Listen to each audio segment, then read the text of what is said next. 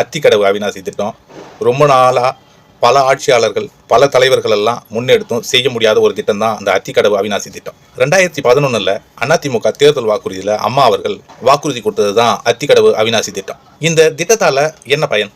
விவசாயிகளின் வாழ்வாதாரம் முற்றிலுமா பாதுகாக்கப்பட்டுச்சு. 2018 அண்ணன் எடப்பாடியார் அவர்கள் திட்டத்தை செயல்படுத்தினார். இப்போ பறந்து விரிஞ்ச ஒரு மிகப்பெரிய விவசாய நிலங்கள் 1,00,000 ஏக்கர், அதுல 13 மாவட்டம் அடங்கும். 13 டிஸ்ட்ரிக்டுக்கும் நீர்ப்பாசன வசதியை ஏற்படுத்தி கொடுத்தது தான் இந்த அத்திக்கடவு அவிநாசி திட்டம். விவசாயிகளின் மிகப்பெரிய வாழ்வாதாரமாகவும் பார்க்கப்பட்டுச்சு.